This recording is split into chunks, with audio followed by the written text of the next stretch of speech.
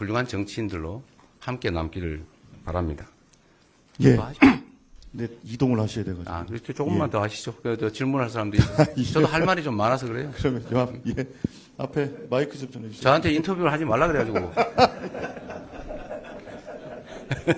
안녕하세요. 저 채널의 이세진 기자입니다. 네. 그 민주당에서 변호사 자격 없는 이 비법조인도 대법관 임용할 수 있도록 네. 이 법 개정 추진하고 있는데 네. 일각에서 반대 목소리도 나오는 걸로 알고 네. 있습니다. 그래서 일반인 충원은 하지 않고 수 증언은 그대로 진행하시는 건지 알고 싶습니다. 저번에 대법원에서 국민들이 상식적으로 납득하지 못할 상황을 만들었기 때문에 이 문제에 대해서 뭔가 근본적인 대책이 필요하다는 국민 여론이 있는 건 사실이죠. 그러나 말씀드린 것처럼 이건 장기 과제인 것이고 지금 당장 그 문제에 우리가 매달릴 만큼 여유롭지가 못합니다. 이게 또 다른 국론 분열과 갈등을 부르겠죠.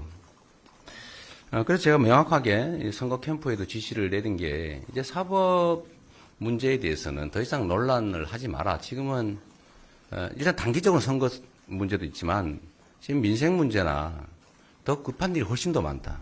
역량이 거의 다 분산되는 거 바람직하지 않으니 이제 더 이상 언급하지 말라고 제가 선대위에 명확하게 지시했지 않습니까?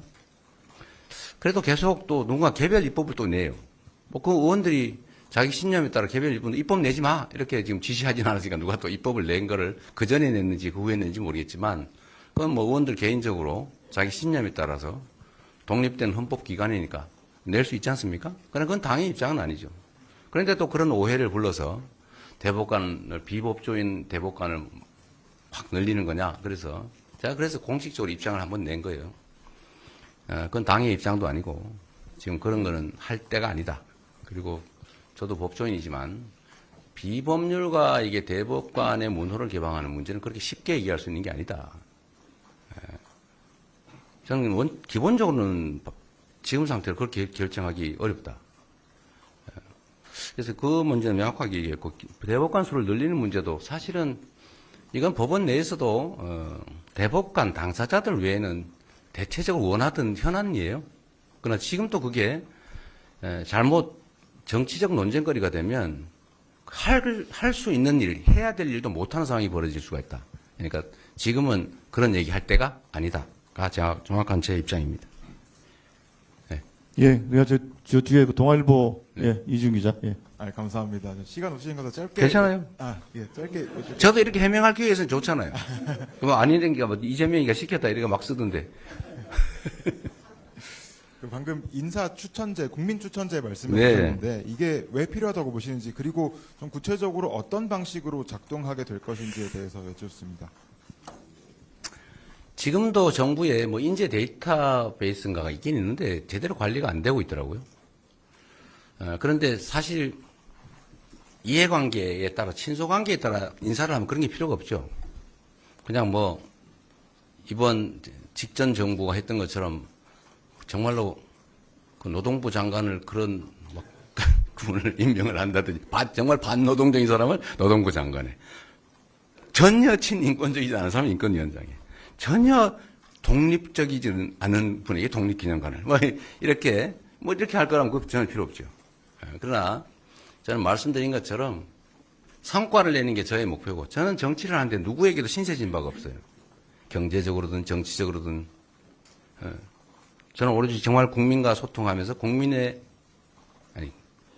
그러니까 이상하니까 국민의 저력으로 국민들의 지지를 받아서 여기까지 왔습니다.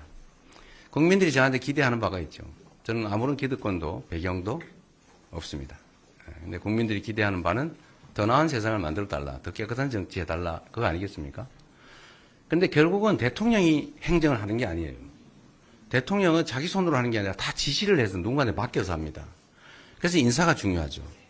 고위직이든 하위직이든 결국 구급 공무원에 의해서 실제 일은 집행이 되죠.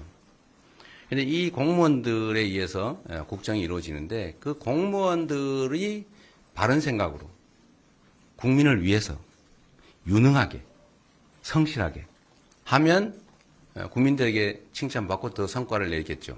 그런데 무능하거나 무책임하거나 아니면 반국민적 시각을 가지고 있거나 이런 사람들 시켜놓으면 망치겠죠.